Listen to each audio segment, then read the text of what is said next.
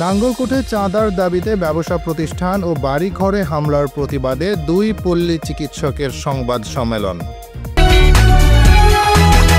দেশ বাংলা নিউজ 24, সময়ের সাথে তারুণ্যের পথে। কুমিল্লার নাঙ্গলকোটে চাঁদার দাবিতে ব্যবসা প্রতিষ্ঠান ও বাড়িঘরে হামলার প্রতিবাদে সংবাদ সম্মেলন করেছে উপজেলার লক্ষ্মীপদুয়া গ্রামের পল্লী চিকিৎসক হায়াত মাহমুদ ও পল্লী চিকিৎসক কাউসার আলম।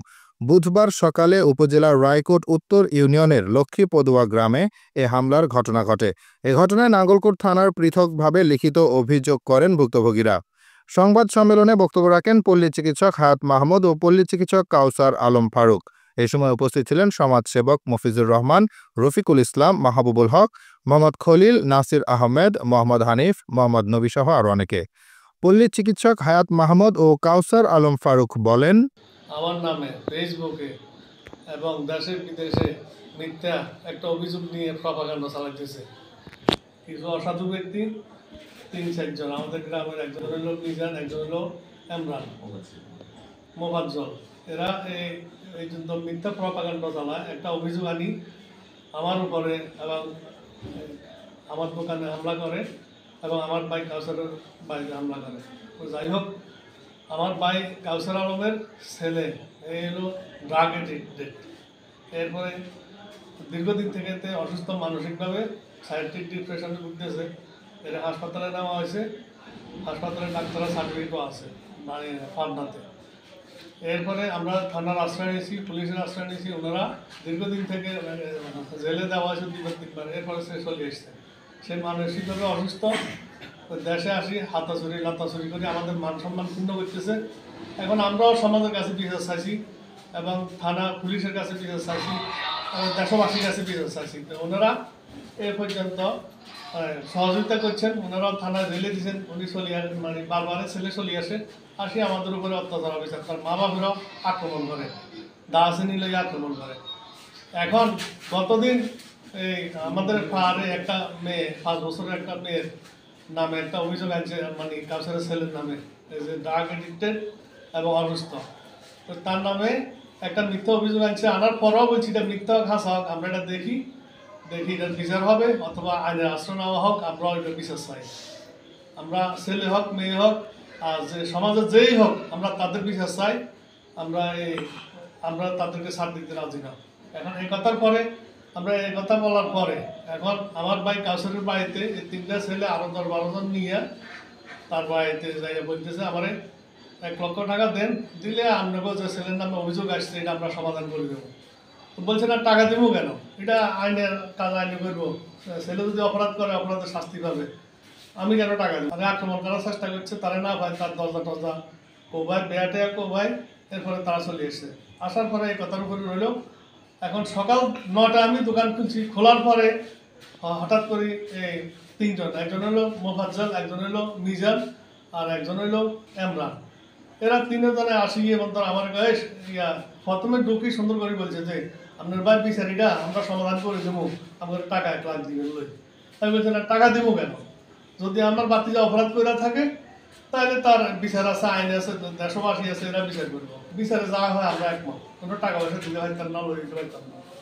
তখন তারা সালারপুর বাঞ্চুত কই কোবাই মাথা ফালাই দেবো, এরপরে মাথা চোদ এগুলি কই তারা সাটারটা নিচে নামাই মন্তর তারা মারে দিয়ে আমার ভিতরে রাখি। তারা চলে গেছে। চলে যাওয়ার পরে এরপরে গ্রামে যারা আছে তারা আসি আমার তালা ভাঙি আমার বাইর করছে। আমার ভাতিজা যদি অকারণ যে মানতে এই যে অভিযোগ আনছে এটার মধ্যে যদি সত্যতা পাওয়া যায়, এরা আইনত ব্যবস্থা নেওয়া হোক। আমরাও এটার মধ্যে সহযোগিতা করবো, আমরাও সহযোগিতা চাই। আর এর বিচার হোক আমরাও চাই। এটা সে যেই হোক, আমার বাতিজা হোক আর আমার ছেলে হোক, আমি বলতেছি সে যেহেতু অপরাধ করছে অপরাধের শাস্তি হোক।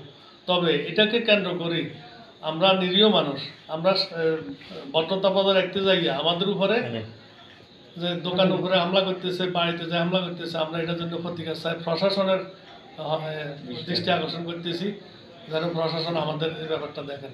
তার নামে একটা অভিযোগ আসছে নারী কেলেঙ্কারি, ছোট একটা বাচ্চাকে নিয়ে। আমি তাও বলছি যদি কোনো এটা সত্যি হয়ে থাকে এটার বিচার আমিই চাই। এটা আমার হোক যাই হোক, আমি এই ব্যাপারে কোনো ছাড় নাই। তাকে এই পর্যন্ত আমি কয়েকবার তাকে ফিটাইছি, তাকে শাস্তি দিছি, কিন্তু সঠিক লাইনে ফিরে আসতেছে না।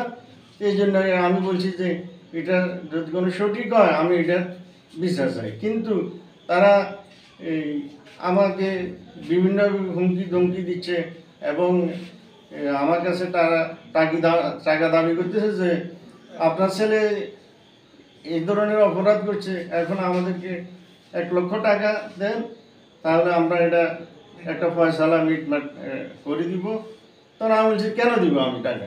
আমার যদি কোনো দোষ হয়ে থাকে বা আমার ছেলে দোষ করে থাকে, দোষী প্রমাণিত হয়, এটার বিচার তো আমি এসে, আমি তো তাকে হসকি দিতে পারি না, আমি তাকে কোনো অবস্থাতে ছাড় দিতে পারি না। কিন্তু তারা এটা না মানি, তারা পরবর্তীতে রাতে অধিক 11টার দিকে যায় আমার বাড়িতে অতিরিক্ত হামলা চালায়, আমার বাড়িঘর ভাঙচুর করে এবং আমার ছেলেকে, আমার ওয়াইফকে অকথ্য ভাষায় গালিগালাজ করে তারা সেখান থেকে ফিরে আসে। আমার ছেলে মাদকাসক্ত, সেই খারাপ ছেলের সাথে চলে আজকে বিপদগামী হয়ে গেছে। এই জন্য আমি সার্বিক চেষ্টা করেছি তার চিকিৎসা এবং তার সব কিছু, আমি আমার চেষ্টার মধ্যে কোনো ত্রুটি নেই। এখন তার নামে একটা এটা সত্য হোক মিথ্যা হোক একটা অভিযোগ আসছে।